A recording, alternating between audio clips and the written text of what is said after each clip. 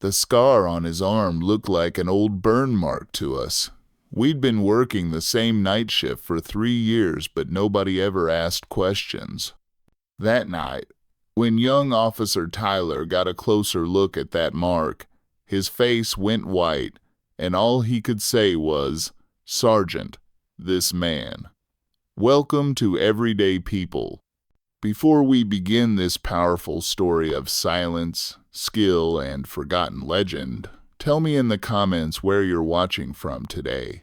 And if you believe stories like this need to be remembered, hit that subscribe button and help us make sure they are. The night shift at Millbrook Police Station was always quiet.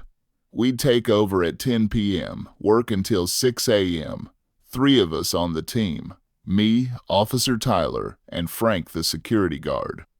Frank was in his 60s, calm, didn't talk much. Every evening he'd arrive at the same time, sit at the same desk, drink his coffee, and when patrol time came, he'd quietly get up and make his rounds. He didn't wear a uniform, just a navy blue jacket, dark pants, and those old combat boots. Nobody questioned his background. He was useful to the station, did his job well, never caused problems. That was enough, but I noticed things. When he patrolled, he never walked randomly.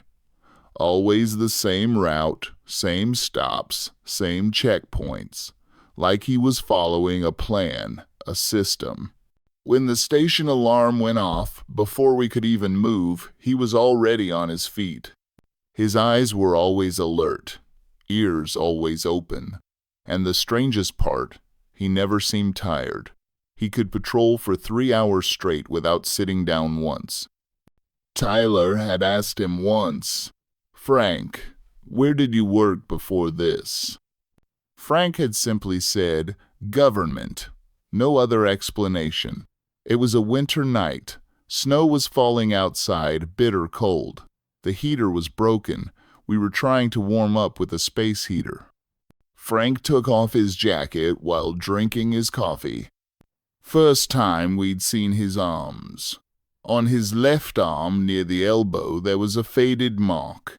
At first glance, it looked like a burn scar, but the shape was odd, deliberate. Like it had been done on purpose. "Is that a burn, Frank?"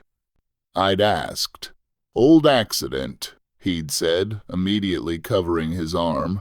After that day, we never saw his arms uncovered again. Months passed. We'd gotten so used to Frank's presence that we couldn't imagine a shift without him. His quiet steps, punctual patrols, never complaining attitude. He was like the soul of the station. But that night everything changed. It was past midnight. Tyler was writing reports. I was making coffee. Frank came in from outside. The snow had stopped, but it was still freezing. As he took off his gloves, he rolled up his jacket sleeve. Tyler looked up from his paperwork, glanced at Frank, then suddenly froze. "Sergeant," he said slowly, "take a look at that mark." Discovery moment. 8-10 minutes.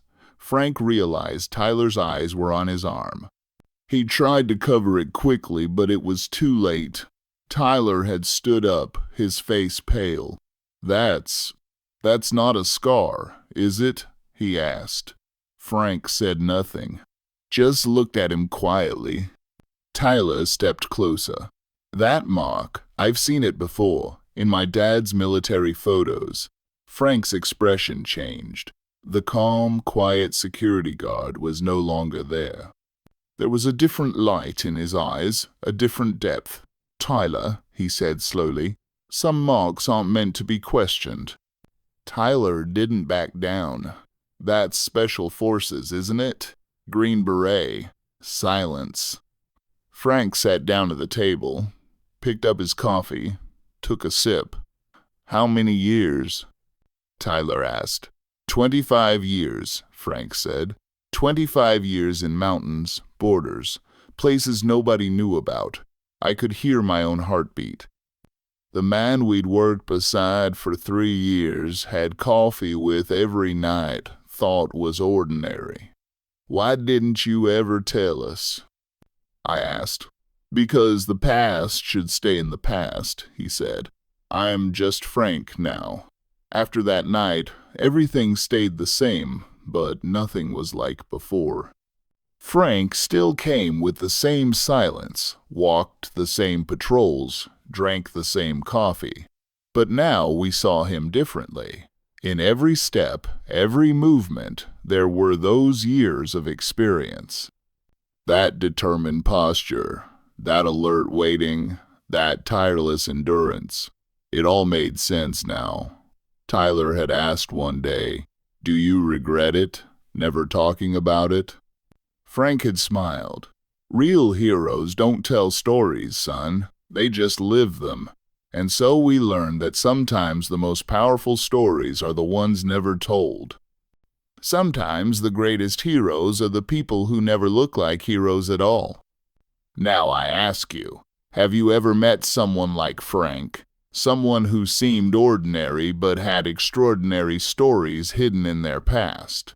Write their name in the comments. Share their stories. Because here at Human Stories, we continue to be the voice for silent heroes. If this story touched you, subscribe, share, and help ensure these quiet heroes are never forgotten. See you in the next story. And remember, if you ever see an elderly person standing quietly around you, look closer. The stories they carry on their shoulders might be heavier than you could ever imagine.